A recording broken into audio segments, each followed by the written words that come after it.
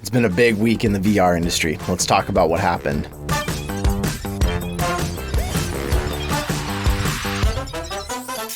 The name John Carmack doesn't ring a bell for you. John Carmack has been a guiding light in the VR industry for about a decade now. First with Oculus, then Facebook, and of course now Meta. John Carmack also was actually a lead programmer in the 1990s, co-founder of id Software, and worked on games like Doom, Quake, Wolfenstein 3D, some of the most formative games throughout the years of first-person shooters. John Carmack was often the voice of reason, showing up at Meta Connects, Oculus Connects, and having his own keynote separate from the main keynote, often voicing frustrations with the company's direction with VR, how it needed to bring VR to the masses faster, make it more affordable, and has now finally resigned from Meta. No longer going to be their executive consultant for VR. He sent out a letter to them, which did get leaked to the press, so then he went as far as posting this letter openly on Facebook. There will be a link down below if you want to read the entire letter yourself like I did. But some of the highlights, he said that he had mixed feelings. This was the end of his decade in VR. He said that inefficiency has been his biggest problem at Meta. Comparing it to a GPU that is only running at 5% utilization, said they had tons of resources, tons of money, and yet every time he saw a problem coming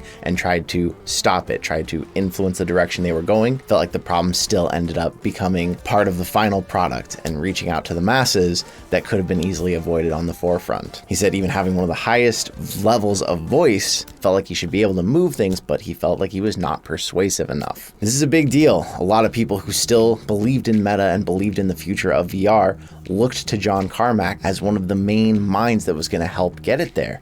And seeing him leave this company could make a huge blow to the VR industry, or at least to Meta's plans themselves for VR. What do you think? Is the Quest something that you follow only the products and not really behind the scenes? Do you know who John Carmack is? And is this disappointing news to you?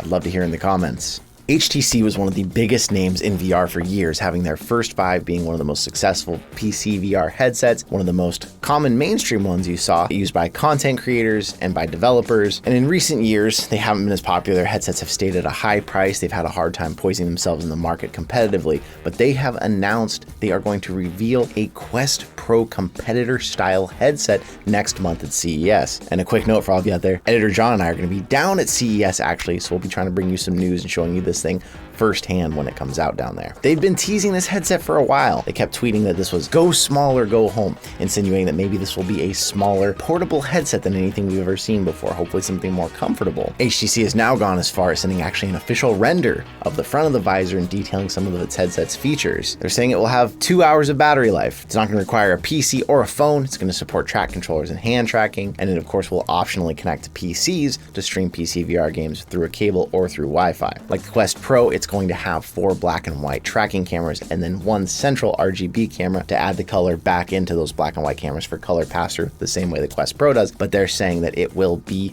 much clearer than the Quest Pro. They are saying you'll actually be able to read a phone or laptop screen through the pass-through, which, as you know, we tested that on the Quest Pro. It's extremely difficult, if even possible, when you got the phone very close to your face. It will have a depth sensor, which the Quest Pro originally had, and they dropped it at the last second, meaning that it will actually potentially be able to scan your furniture in your room for you and map that out, where right now in the Quest Pro, you have to map out your own desk space manually so it knows where your desk is. HTC hasn't given us a weight, but they said it's going to be one of the lightest on the market. We don't know a price, but they said it's going to be a lot more expensive than like a Quest 2 or a Pico 4, but seeing HTC's history, where a lot of their headsets land around $1,400, the Quest Pro being $1,500, I would imagine this is going to land somewhere in that range. We'll get you more details when they're revealed at CES while we're there, which I'm extremely excited about. But what do you think? Is HTC still even on your mind in the VR industry, as they've stated that very expensive high-end and went more for the enterprise market? We've known for a bit now that Resident Evil Village, aka Resident Evil 8, is coming to PSVR 2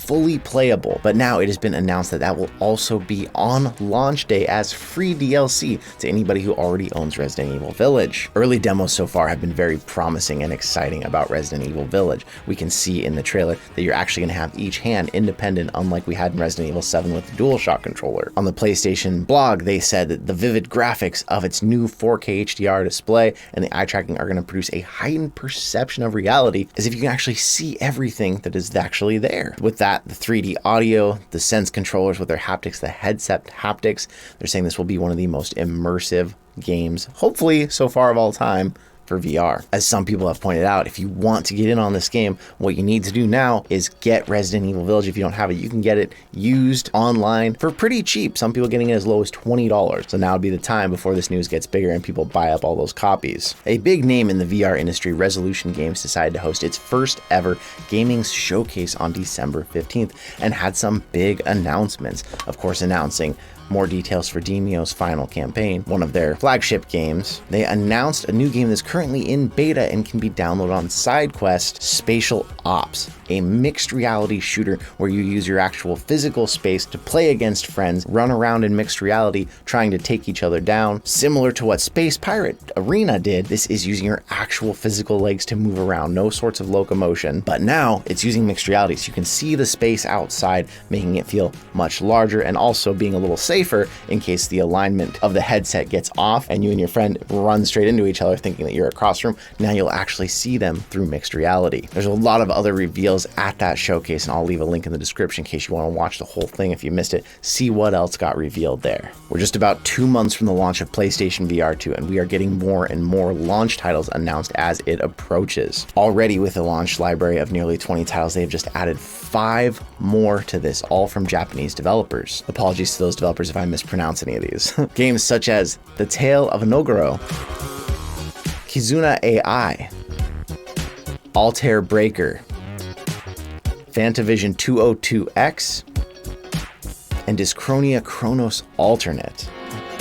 PlayStation VR 2 launch is looking like it's going to have quite a bit of games for the early adopters who have purchased those. So what do you think? Have you pre-ordered one? I did. If you've been on the fence about getting Demeo for a while, now might be the right time to finally jump in and get Demeo. Not only has Demeo launched its final and 5th campaign, the final boss, they are going to increase the price of Demeo for all of the new content that they've been adding over time from $30 to $40 starting next month. This, of course, alongside announcements that Demeo is going to launch on PlayStation VR 2. PlayStation 5 is a flat game. It went out on Epic Games also as a flat game. It's been out on Steam for a while. This is a game that they are really trying to take beyond the realm of VR and open this up to everyone in the world who wants to play it. But as someone who has tested both ways, VR is still definitely the way to play Demeo. And also to further justify that price increase, next year Demeo is going to be launching a PvP mode. This is where players are actually going to get to pit themselves against each other, build their hand of cards, and go up against someone who's also in control of setting up monsters for them to have to try to take down. This isn't the first time we've seen a price increase for a game that has continued to drop free DLC over time. Pistol Whip did the same thing. As all their DLC has been free, they did eventually decide to increase that price because the game you're buying now is much different than the game you bought before. But that said, if you're thinking about Demeo, now is the time to buy it while it's still at the lower price. Another big week of VR as we are heading into the holidays here. A lot of news and a lot happening. What out there has you excited about VR at the moment? Or what has you a little more nervous and worried as some of these news articles have brought up today? Let me know in the comments section, but I want to say thank you so much for coming out. I'm glad to see a lot of you are really excited that we've been doing these news roundups as a whole instead of individual videos, so you can get all your news every week here on the channel that you need to know for VR. But I want to say thank you, and I will see you in another reality.